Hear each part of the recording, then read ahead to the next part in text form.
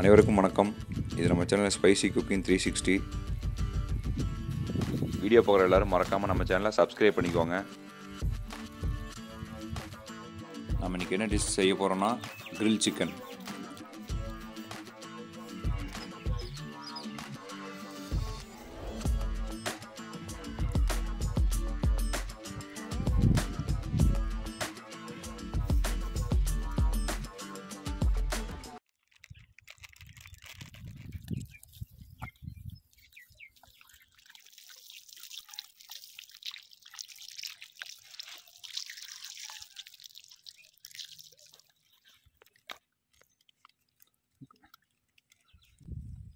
இப்போ நம்ம grill chicken செய்யும்போது எப்பயுமே தோலை ரிமூவ் பண்ணி எடுத்துடக்கூடாது.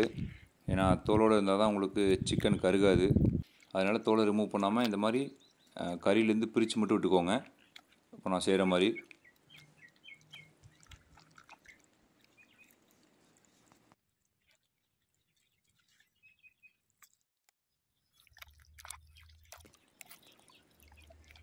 அடுத்து தோலை கறியிலேருந்து பிரித்ததுக்கப்புறம் ஷார்ப்பான கத்தியை வச்சு அங்கங்கே கட் பண்ணி விட்டுக்கோங்க. ஏன்னா மசாலா உள்ளே இறங்கணும் நல்லா, அதுக்காக தான்.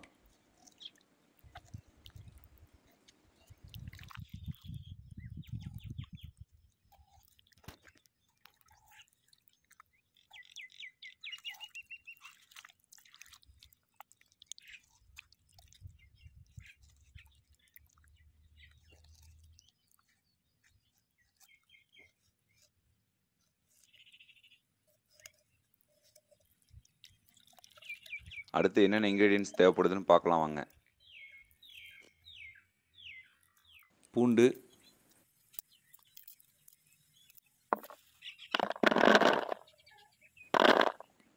அடுத்ததாக இஞ்சி,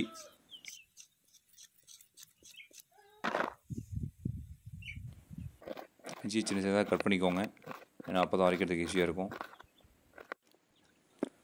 அடுத்ததாக பச்சை மிளகாய் தேவையான அளவுக்கு எடுத்துக்கோங்க. அடுத்து கறிவேப்பிலை, அடுத்து கொத்தமல்லி இலை. இது எல்லாத்தையும் சேர்த்து ஒன்றா அரைச்சி எடுத்துக்கோங்க.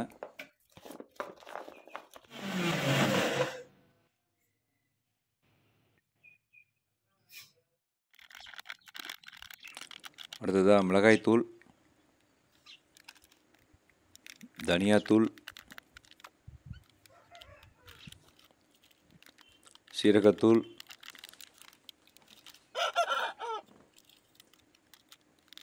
கரம் மசாலா,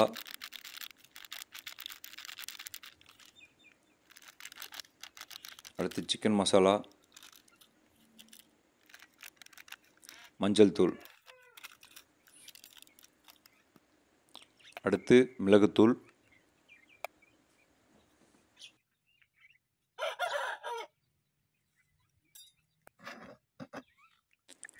இது எல்லா மசாலாவையும் ஆயில் சேர்த்து நல்லா மிக்ஸ் பண்ணிக்கோங்க.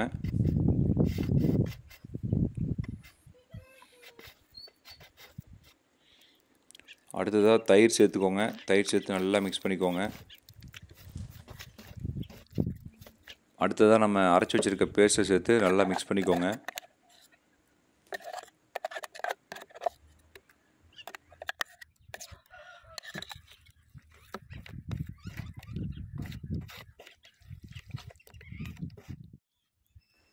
அடுத்ததாக ஒரு எலுமிச்சம்பழம் பிழிஞ்சு விட்டுக்கோங்க.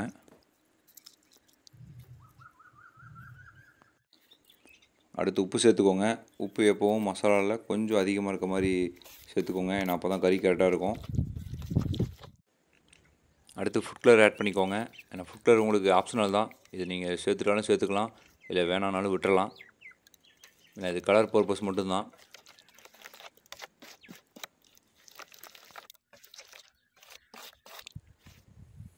ஃபைனலாக வெந்தய இலையை ஆட் பண்ணிக்கோங்க.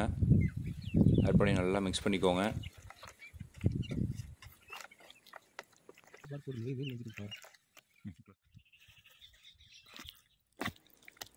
அடுத்து சிக்கனில் மசாலா அப்ளை பண்ணுறப்போ தோலை விலக்கி விட்டு நம்ம கட் பண்ணியிருக்க கேப்லலாம் நல்லா மசாலாவை அப்ளை பண்ணி விடுங்க.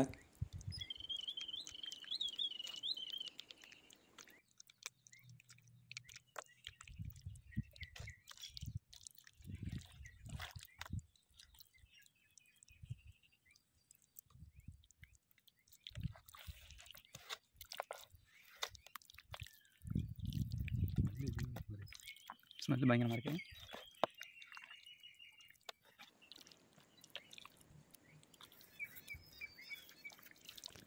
மசாலா ஃபுல்லாக அப்ளை பண்ணதுக்கப்புறம் திரும்பவும் தோலை கவர் பண்ணி வச்சுருங்க.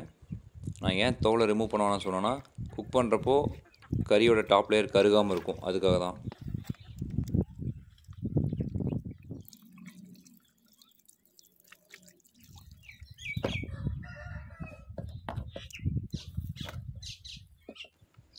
அடுத்ததாக கிரில் செய்ய அடுப்பும் ஸ்டாண்ட் வந்து ரெடி பண்ண போகிறோம்.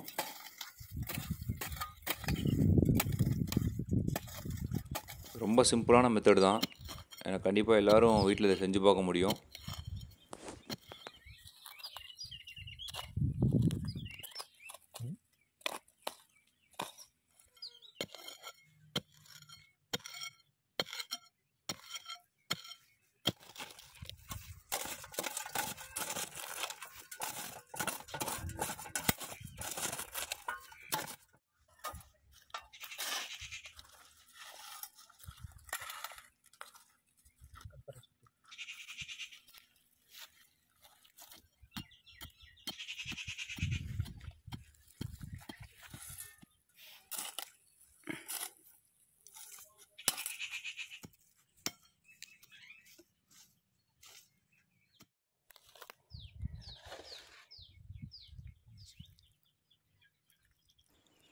நம்ம கிரில் செய்கிறதுக்காக நொச்சி மரத்தோட குச்சியை பயன்படுத்தியிருக்கோம்.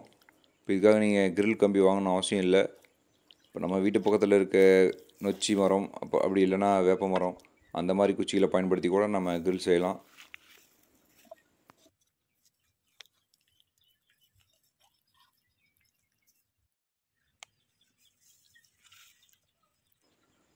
அடுத்து கட்டுக்கம்பியை பயன்படுத்தி 2 காலையும் இறுக்கமாக கட்டிடுங்க. அதே போல் பாடியும் சேர்த்து இறுக்கமாக கட்டிடுங்க.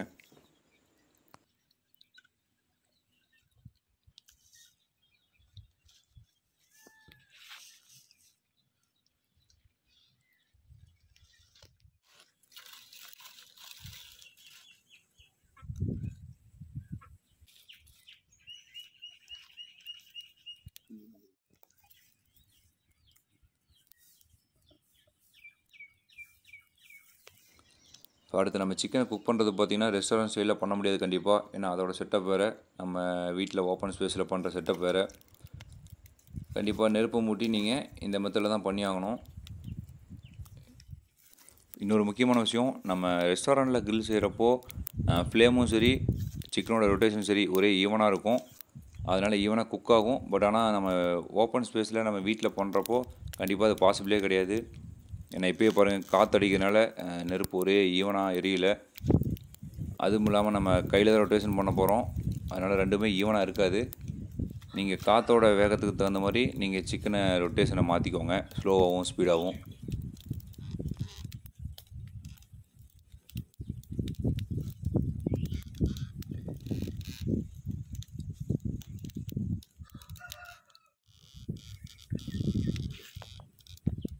அடுத்து சிக்கன் ட்ரை ஆகிறப்போ நீங்கள் மேலே ஆயில் ஆட் பண்ணுங்கள். ஏன்னா அப்போ தான் சாஃப்டாக குக் ஆகும்.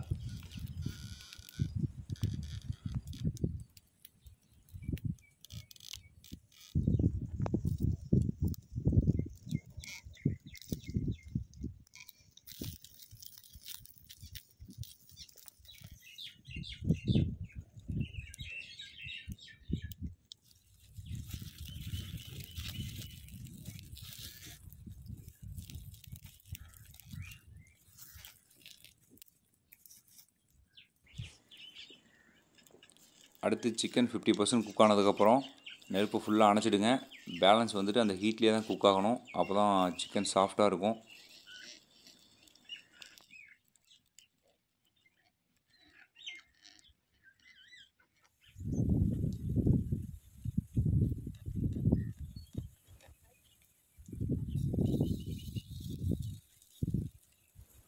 பாருங்கள் எவ்வளோ அழகாக வந்திருக்குன்னு.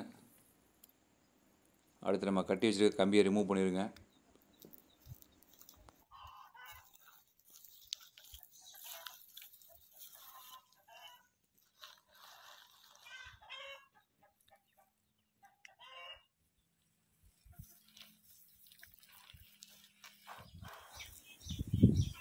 அவ்வளோதான் ஃப்ரெண்ட்ஸ், நம்ம கிரில் சிக்கன் ரெடி ஆகிடுச்சு.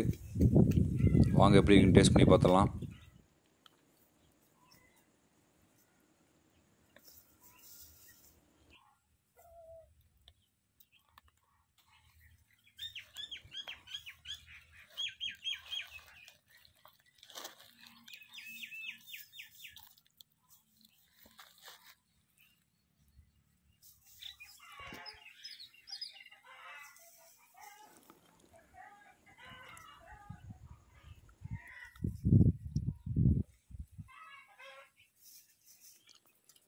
டேஸ்ட் உண்மையாகவே ரொம்ப நல்லா இருந்தது.